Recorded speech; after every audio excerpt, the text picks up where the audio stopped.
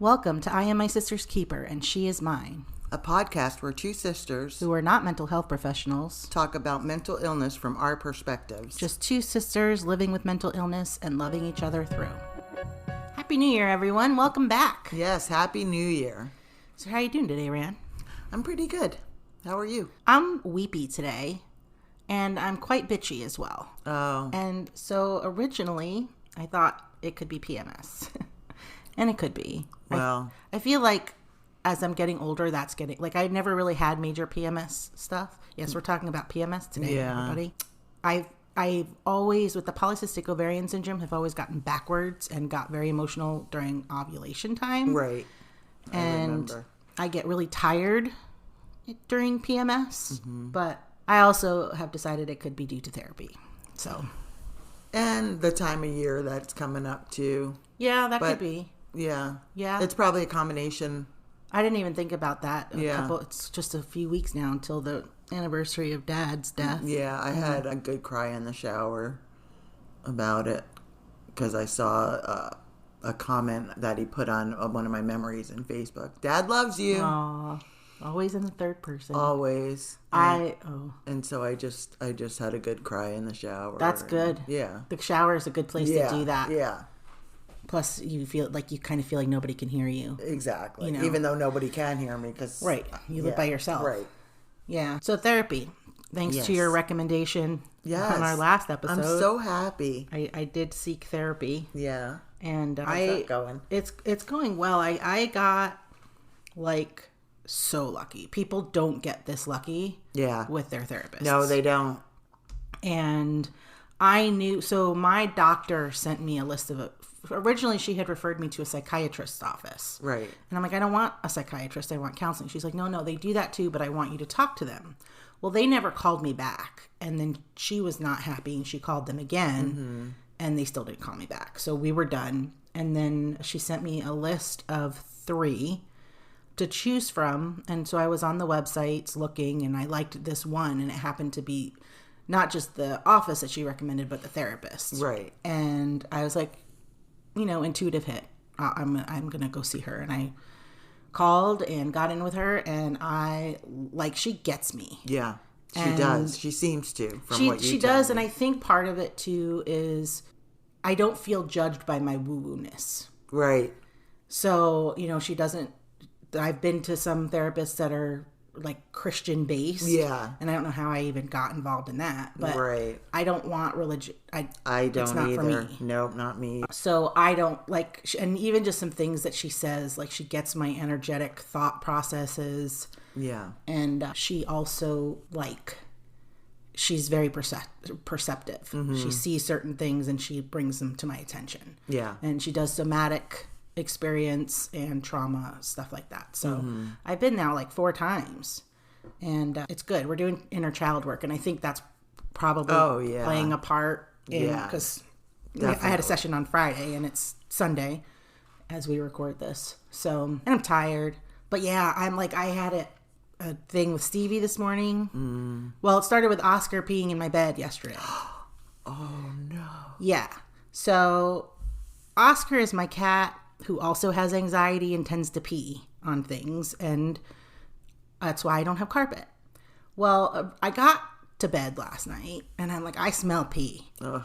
And so originally, I actually thought, maybe it was Bodie, because I had somebody over yesterday all day, and maybe he was afraid to come out to use the bathroom. Yeah. So I'm like, maybe it was Bodie. Maybe it's my new satin pillowcases that I got for my hair. Whatever it was already late last night. I stripped my bed.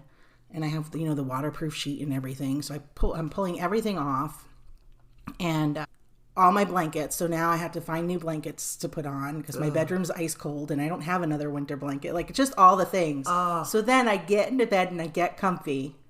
Oscar comes into bed and pees. I had just dozed off, and all of a sudden I smelled pee again.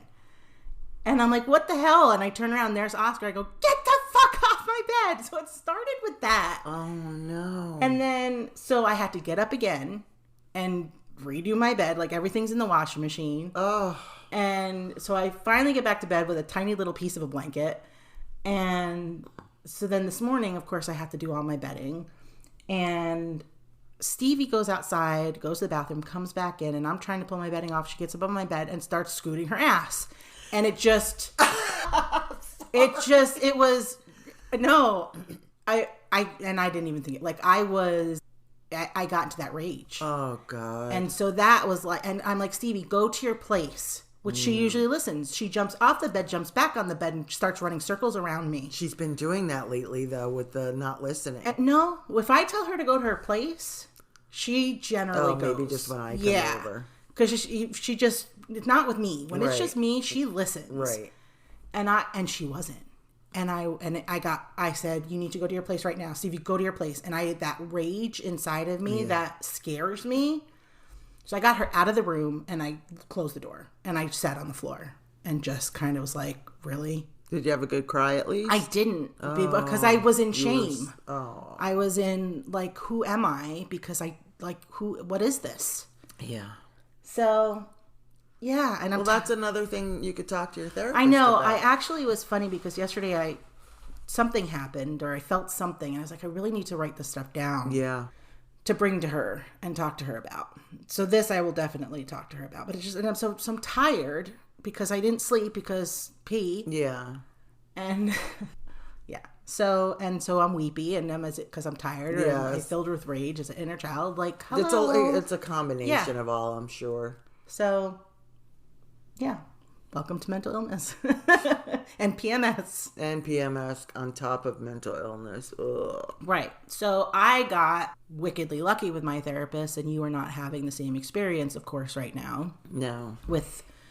And to be clear, I was talking to my friend about this yesterday. Our mental health industry is terrible. Mm-hmm. And I found a great therapist. She's not on my insurance, and I'm coming out of pocket a lot of money. Right. So it's one thing to be lucky and find a therapist. Mm-hmm. It's a completely other thing to find one that's on your insurance that you like even just a little bit. Absolutely. So it's hard to build a connection with someone, and I'm really glad that you found that right away. I mean, I might have to start an OnlyFans page to pay for it, but I'm willing to do that if I have to. Pay a lot just to see feet. I have no judgment around it, so whatever. Do what you got to do. Yeah. So you decided to leave your therapist. My therapist, because I think I've gotten all I can out of the talk therapy alone. Happens. So I want to go for more trauma-based therapy, EMDR, even I'm looking into the ketamine therapy. Yeah. Yeah, I've been hearing I've heard really good things about that, mushroom therapy. But right now, I'm looking into the ketamine therapy. I have a message into a place that my PCP recommended or referred, and I'll take it from there.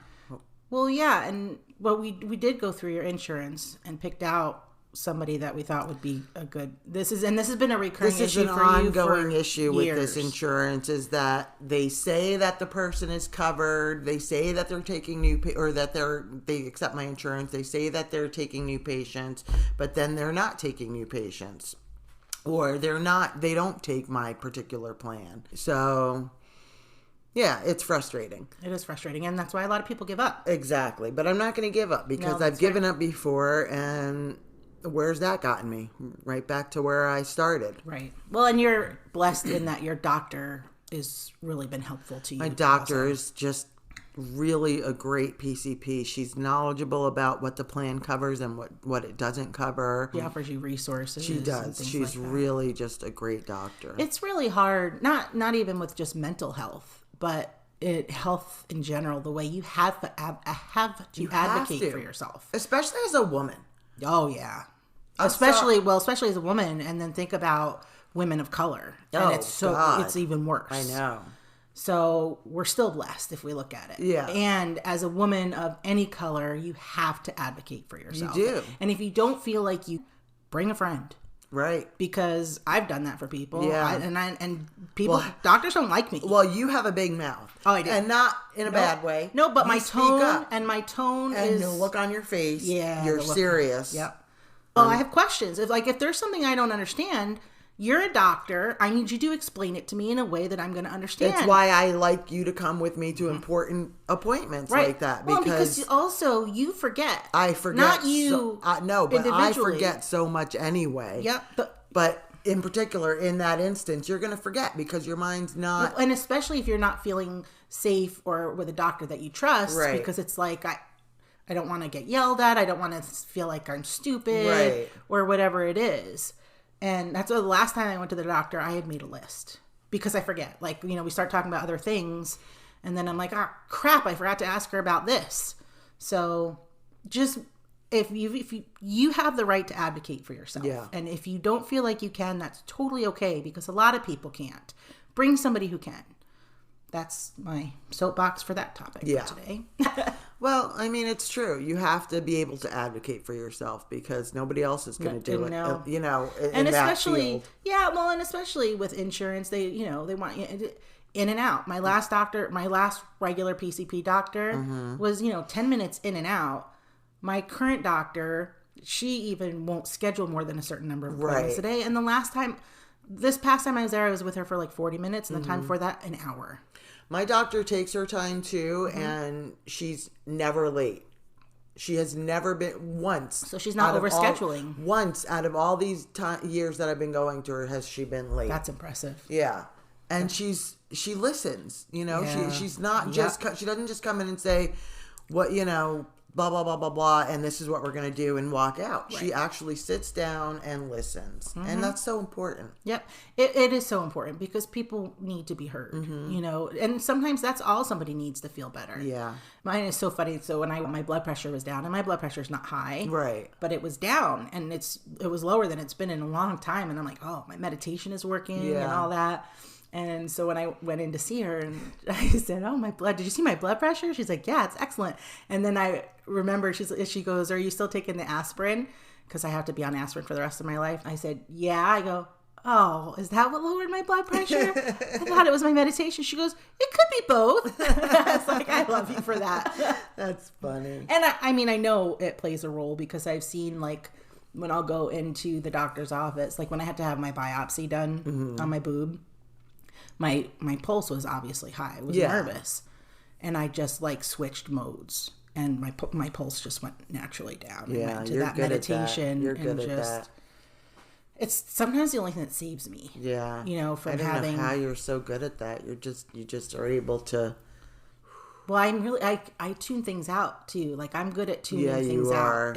Other than certain and sounds. I'm not. No. Like, if I'm watching a show... and someone else is talking, I'm hearing both things. What's funny that you do that. Like last night you did that to me and I was laughing because I'm like, she hates when people talk to her when there's a show on. And I know that you make, like, I'll have to stop and rewind it. You had seen it. No, it was a preview. We were watching a trailer. I thought you were talking about Call Me Kat. I'm not listening to you because I'm trying to listen to the I was mad. You were mad. Okay, Dad, can you stop talking? You were mad. I heard it too, and I was like, oh. Because it was funny because you do it a lot. I know. And if it were me, you'd be like, wait, can you rewind that? I didn't hear. And I don't do that anymore. Oh, I didn't know. I don't watch TV anymore. Well, no, but not because of that, because I just don't, I'm not into TV that much anymore. Okay. If I miss something, I'm just like, whatever. Like, I'll do puzzles while I'm watching a show. Yeah, that's new for you. You always tell me I need to pay attention because I never watch a show. Only on certain shows do I feel like I have to pay attention. Yeah, that's funny. Anyway, we digress. We digress, as per usual. So we made it through Christmas. Yep. A very different and challenging Christmas. Yeah. Because... we talked about before, Carolyn moved. Yeah, our aunt. And we always had Christmas at her house, which was our parents' house. So we didn't have that. So we were going to drive to Eastern Egypt, East Mesa, to hang out with our cousin, Sherry. Was nice, though. No, it was a lovely time. It really actually was good because, however, her son had COVID. Yeah. So... her son, his wife, and 2 kids were not there. So and there were 5 of us. It was a very small Christmas. Right. It was the sisters, Stacy's wife, and Sherry. Sherry. And it was lovely. But did it feel like Christmas? No, it just felt like we were getting together. Right. Yeah. So it was, but things change. Yep. And you're so bad with change. I'm bad. I'm great with change. I'm bad with the change of my traditions. Right. That's what I should have said. Because I hold on so tightly to them. You do. And having to change traditions feels like a disrespect to the person who's no longer here who created that tradition. Yeah. And it feels like it's creating a separation between me and that person. Oh. Even though I know that it's not. Yeah. But these are things that we grew up with. I know it's important for us, to you. It's funny because I am like, I can change, like I can blend into any situation and be okay. But the changing of my traditions is extremely hard for me. It is. I know it is. And I'm sure that's just, it's probably a trauma response because those are the things that matter. There's not a lot that matters to me on a deep level. Right. Just in general. It's my family, Same. My pets, and my traditions. Like really, there's not much else that matters to me. To me is the family and the family pets. Right. But for you, it was actually really good because you haven't been getting out much. So it was a good, I think, reintegration into the holidays for you, just because you've seen Sherry, you've seen like these, so. It would have been nice to see Josh. Yeah, it would have. Well, we FaceTimed. And the kids. I know, that way. The way that he had Tevin answer was just all of us, a collective, aww. I know. Well, it's like, those are the only kids that we have in our family. I know. Isn't that weird? It is. And we don't see them very often. No. So there's no young life. It's all just us oldies. Speak for yourself. That still act like we're 12. Yeah, there you go. Okay, that's better. Oh, so it'll be interesting to see how this inner child work goes because, I was never really a child. Yeah, no, you've always had to be an adult. So it's weird, like when she's like, okay, what's your 5-year-old self like? I don't know, like an old lady. I've always been old. Yeah. Like even, I was thinking about it, and like not even just the way I acted, but the way I thought. Yeah. Like I can think back to thoughts that I had that like, how would a kid think about? Like when I knew that the therapists were on Larry's payroll, why would I know that? Yeah. And not that that's how I knew it. But I knew that they weren't there for me. Right. I knew that they weren't care there for the right reasons, for sure. They were definitely working for him. Yeah. And so it just, but like, I don't know. So while my sense of humor can be very immature sometimes, it's weird to think about me as a kid. It's hard to do that when you've had to be an adult your whole life. Yeah. From a young age. It's weird. Yeah. Yeah. It's like there was no life before. Right. For me, there was absolutely no life before. No. So there was no fun times. Not that because there were plenty of fun times. Yeah. When we lived in the apartment in Modena. Yeah. It was just us girls. It was fun, but it was never like, for a lot of people with trauma, and here, it's a perfect example of mommy. Mommy died, and that was a traumatic event. Yeah. We were already adults. Yeah. But there was life before mommy. Yeah. And there was life after mommy. Right. Right? Like they're two different worlds. Yeah.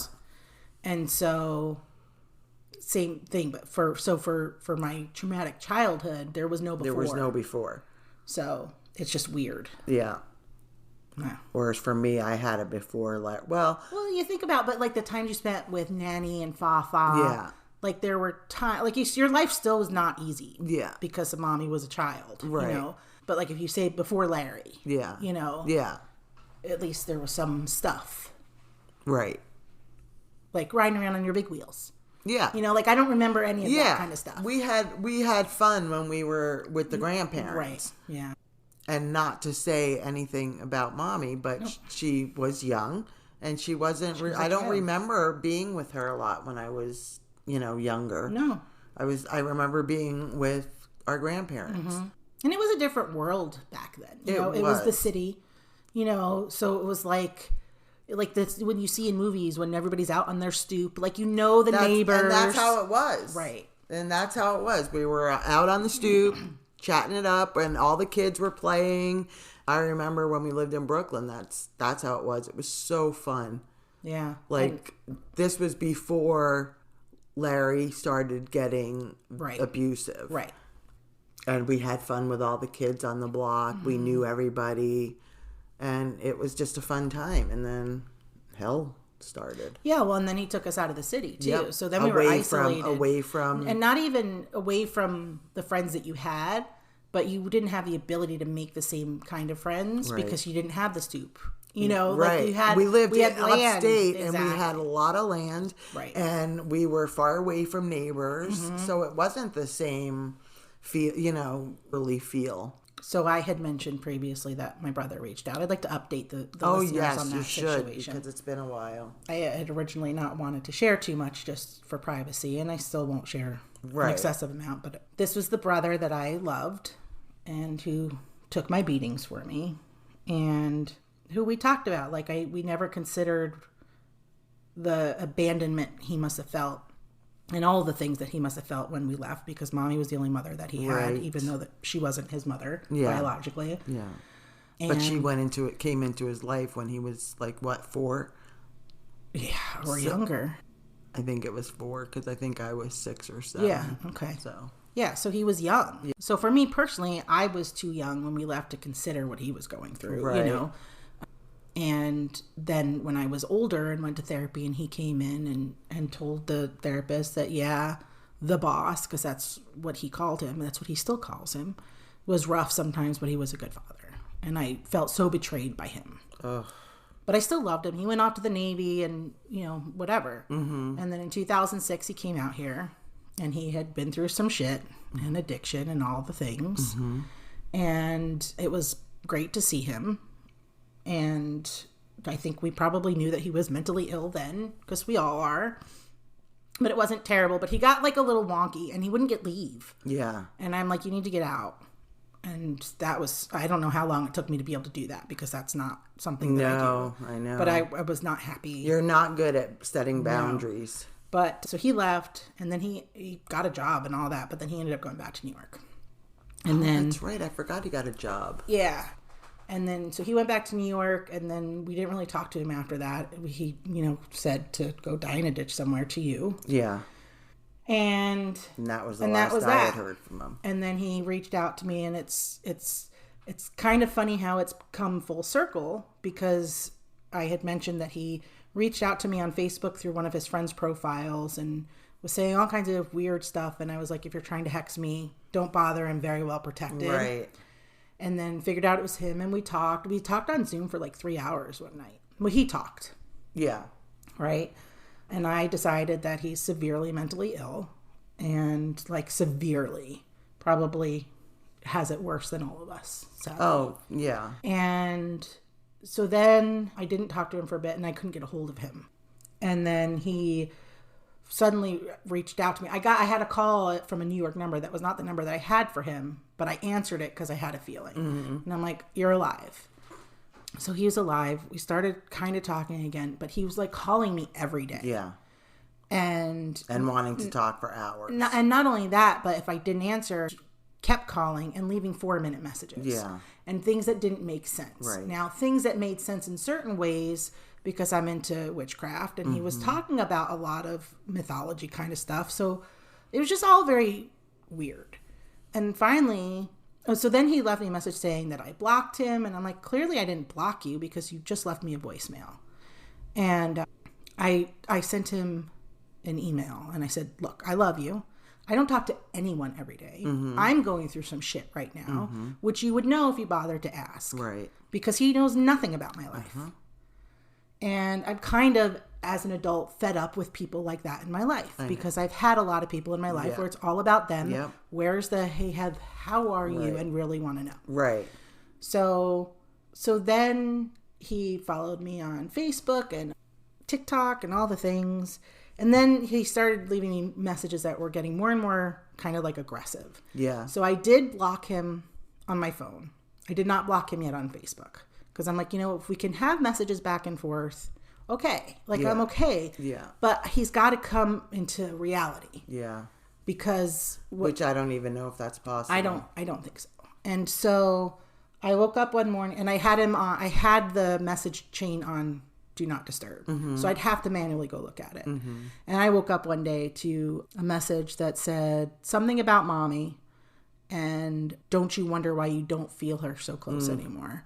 And then he said, and me and Josh ate Billy Goat for Halloween. And I was done. Yeah. That was it. Yeah. First of all, I told you in the beginning, don't try and fucking hex me. Yeah. Because I'm very well protected. Right. And that's what it was. That's what his intent was. Yeah. But he's messing with the wrong person in that regard Right. because I'm very well protected. I'm very connected. And I do feel mommy all the time. And don't think that he did not get in my head. Sure. Because there are moments, like during meditation and stuff, I'm like, do I feel mommy? Like, and I'm like, fuck that. Yeah. So, but I, did a spell. I got some bells for the doors. Like, I just... Oh, that's why you got the bells for the doors. Yeah. Like, don't...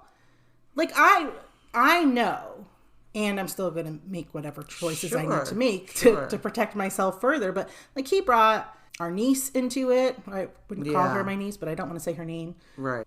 In her issues. Like, he just... It got very aggressive. If she doesn't do this... Yeah.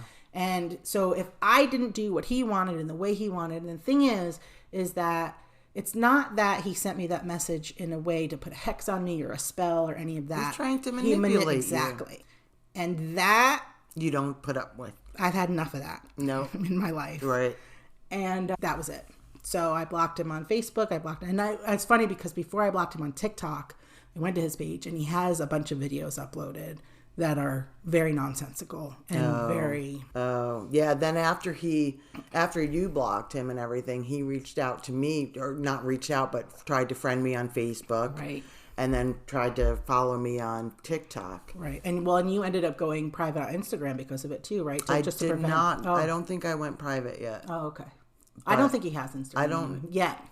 Yeah. If I have to, I'll block him from that too. I mean, like I said, the last communication we had was him telling me to go die in a ditch somewhere. Right. So I really don't. Yeah. Because I know I'm not opening myself up to that. Right. Again. You can't. And that's the thing is, like, I tried, but I went into it very cautious anyway.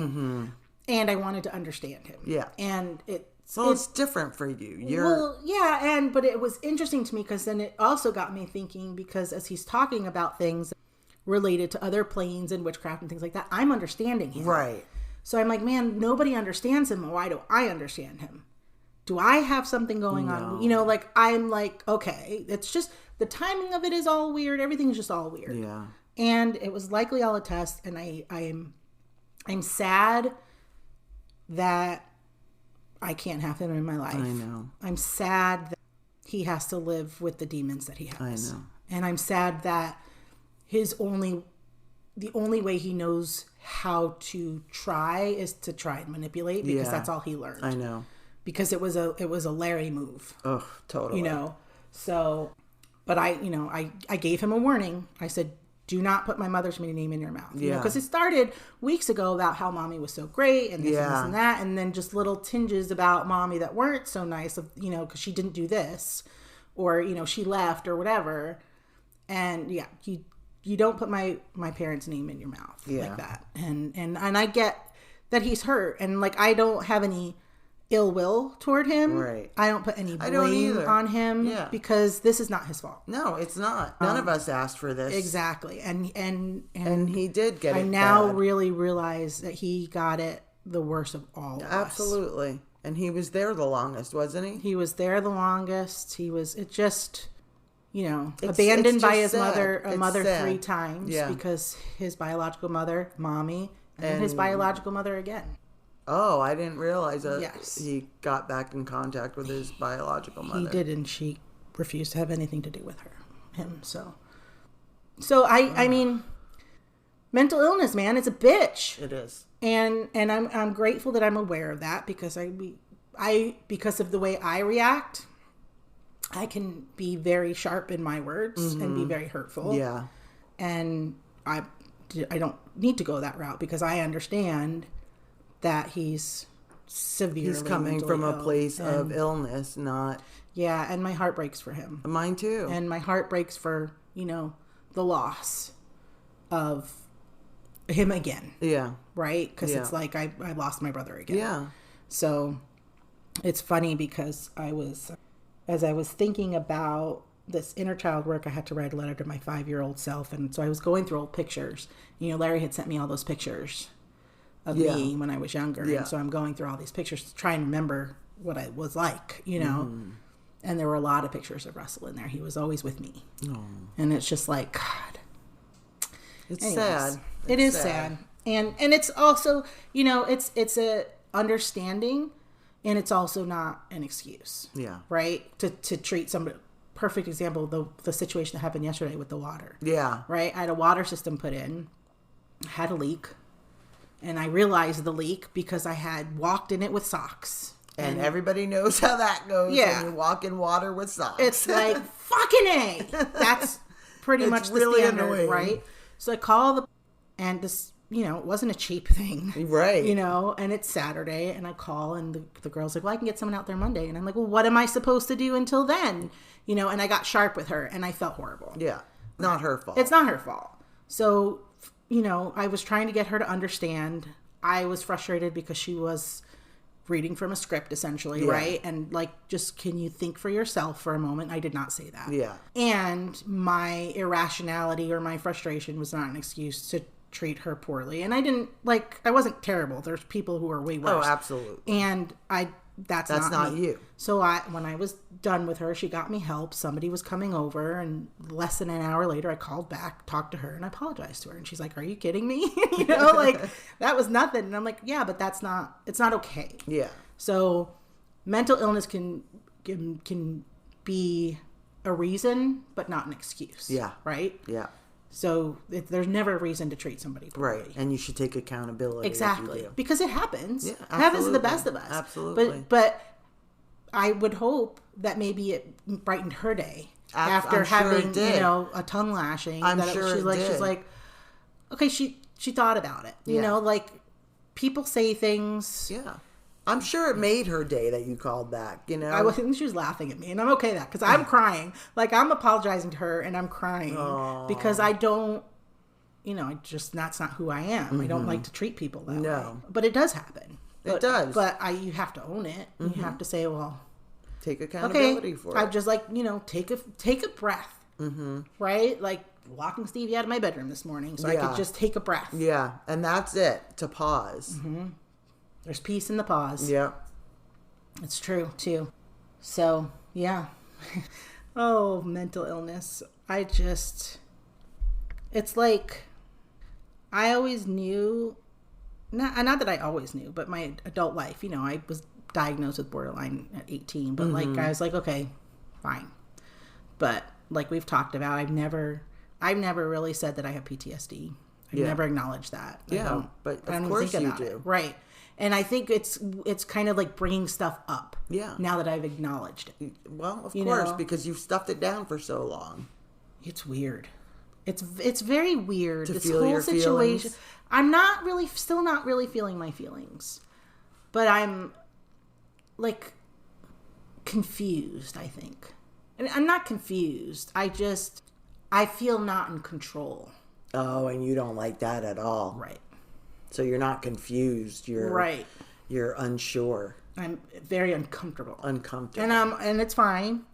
And I'm pushing through it. I'm not, and I'm grateful again for my therapist because I love her so much that, she gets you, and that's a wonderful thing in a therapist. And I know that I need to do this and I want to do this, but it's just it is confusing. It's a confusing feeling for me because I don't allow myself to be in situations where I'm not in control. No, you don't. And so it's like, okay, she's like, well, you're going to start having some memories due to this work and be easy on yourself. And I'm like, I don't have time to be easy on myself.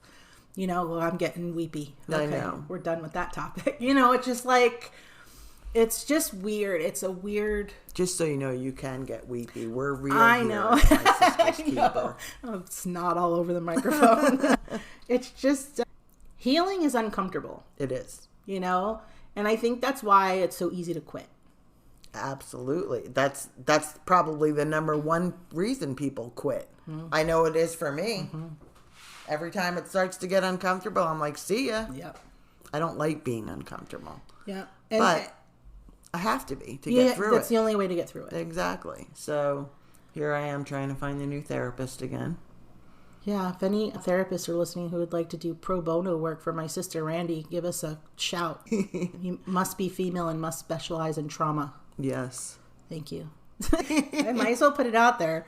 We have all kinds of people listening to us. Oh, God. I mean, like, I'm not in a position to be paying $140 a week for therapy. That's expensive. It's very expensive. I mean, it's more than my car payment. Yeah. It's almost more than my mortgage. No, it's half my mortgage. Yeah. You know, but it's like... Yeah. But, you know, I'm thankful to be in a position that I have no credit card debt, and I'm going to have to rack up some credit card debt. Yeah. You know, not to get out of control, but it's I have to do this. This is for, you have to do this. You absolutely have to do this. And it's there, you know, you have to do what you have to do it. Mm-hmm. So. Yeah. It's just a shitty situation for people who don't have those resources. Like, I know just how blessed I am. Oh, yeah. And that there are people who have, you know, no resources at all. None. Because we don't. I mean, there are programs here in Arizona with I always forget what it's called these days, but because they keep changing their name, that offer resources to the mentally ill, you know, with no cost and all that, and that's great. Yeah. But there are people who are like in between, right? Who are like me. I'm highly functioning. Yeah. And I still need help. Yeah. But because I'm high functioning and have a home and have a car, I don't qualify for any resources. Right. And I wouldn't want to take away from people who need that anyway. Right. It's not even that like paid resources are available. There's just still so much stigma, and there's just a lack of resources for mental health. I mean, there are a lot of people on social media and all that. Like it's just feels very unattainable a lot of times. Like if you just going through your insurance and going through the list, there's not that many people on there. And like you said, yes, we're accepting new patients, and then you call and they're not accepting new patients, and it's especially for someone who's mentally ill who has to deal with this. Yeah. And you've been dealing with this for years. For years, trying to get a therapist that I can, you know, that can help me. I just want to be helped. That's all I want, is to get through this trauma and have some tools on how to deal with triggers and all that stuff. You know, I've never considered myself high functioning depressed person, because I'm just not. Right. I know I'm not. And it especially got worse, you know, when I lost my job, I lost my boyfriend, and mommy died. 3 major life changes in the span of a year. Yep. And after that, it was it. I broke down. So I just want help getting... Well, and that's the thing with you in particular, with your severe trauma, is that you never developed coping skills. Exactly. And that's what I need, is coping skills. Yeah. And you've made a huge effort with that. Like I've seen you, you know, even like on the phone with somebody where you get frustrated and like, fuck this. Yeah. Compared to now, like you have that even just a little more patience, right? Like you're like, okay, I'm going to call back later, you know, like, or something. Or I wait on hold with it on speaker. Exactly. How hard is that to do? Right. You can do other stuff while you're on speakerphone. It's just like, but I mean, what would your life look like if you'd had those coping skills even 10 years ago? My life would be so different. It's here's the thing, is that with the resources that are available, it's most of it, if not all of it, is psychiatric care and meds. And you need meds, so that's great. Right. And you need therapy. Yeah. So I personally don't feel you can have psychiatry without therapy. No. And I don't know where that like ever came about. I always, when I was younger, I used to think psychiatrists also do counseling. Like I just thought that. I did too, but that's not the case. Just for mostly meds. So it's great that you're able to get your meds and get those checks and stuff, but you still need. And I don't know anyone who has mental illness and needs meds who doesn't also need therapy, because you need to learn how to live. Yeah. So it's almost like I correlate it with, you know, well, you're in pain, let's put you on pain meds. Yeah. But not get to what's causing the pain and send you to physical therapy. Right? It's the same thing. It's just easier. Well, here's your drugs. Pills. Be gone. And, Yeah, and look what happens with that. exactly. And when it happens with mental illness too, because people go off their meds, right? Or take too much of their meds. And they're zombied out. Right. Or they're mixing with alcohol. Or they're taking the meds, but they're not, like, you have to work through the shit. Yeah. It's just like You do, because if you don't, you're just going to be in the same spot forever. Right. Just like, that's how I feel, stuck. You have to, there has to be a way to process it. Yeah. Because drugs, whether it be pain pills or mental health drugs, it's just suppressing it. Yeah. Right? So it's funny because in my Crystal Facebook group the other day, there's a bunch of crystal healing practitioners that I graduated with. And somebody posted about, I have a friend who's going off her anxiety and depression medication. Yeah, you told me about that. And I want to create a crystal grid for her for support and for the dependence. And I'm like, I never comment. Right. I'm not a commenter. Yeah, I'm not either. And I said, first of all, you never stop mental health drugs cold turkey, ever. No. I think both of us have probably been there. Yeah. And it's dangerous. It's life-threateningly dangerous. It is. I would love to be off my meds too, but, no. Same. And I said it is highly unethical to ever suggest that crystals can heal someone of mental illness. Mm-hmm. Because if crystals could heal someone from mental illness, we'd be... These things... And that's where I probably differ from a lot of people in the New Age... Eastern medicine. Yeah. Because everything that I do, sound healing, energy healing, all that, to me is a complementary thing. Yes. If you're a person who just has anxiety every now and then, or feels down every now and then, and who hasn't ever been on medication, hasn't needed it, it's great. Right. It helps reduce stress. There are so many benefits. Right. And even more benefits if you combine it with your prescribed medications. Right?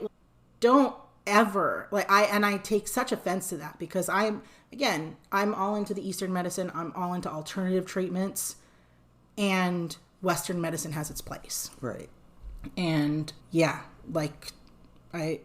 kind of I wasn't nasty, but I put you can't, you're wrong as a crystal healing practitioner to think don't ever advise somebody to do that. So again, I'll say it here, never stop taking your medications without speaking to your mental health provider. And I'll leave it at that. Yeah. So, that's my last sip of coffee. It's coffee talk. It is coffee talk. And I think that's probably all we really have time for today. Yeah. So, Happy New Year, everyone. Happy New Year. And I think I mentioned in our last episode about the reflection journal. If people want to check that out, I did get that done. And so I'll link that in the show notes. I signed up for it. You did? Yeah. You signed up for you signed up for the reflection journal. Doing all kinds of shit. Oh, no, not the reflection journal. I signed up for the other one. Oh, you did? The magical, what is it? The magical year. Yeah, that Yeah, one. the magical year challenge that starts again tomorrow. You printed out a reflection. Oh, I did, because you had to. Well, yeah, I had to. I printed it out for me. Right, I had to proof, but you gave it to me. Right. And then the other one I signed up for yesterday, last night. All right. Well, you kept talking on me about it. Well, so. yeah, that's just kidding. Well, I was like, you didn't sign up for the first one. What the fuck, man? Oh, man. Okay. Funny. Well, it's been fun. Happy New Year for the 8th time now. Yeah, really. And we'll see you, talk to you next time. Yeah, in a month. Yeah. Have a great month, everybody. So long. See ya. Hope you had a real good time. And remember to be kind to others and to yourself. Love our podcast? Don't forget to follow us on social media. You can find us at My Sister's Keeper Mental Health on Instagram and on Facebook. Also, please remember that we are not licensed mental health professionals, and if you are in crisis, please dial or text 988.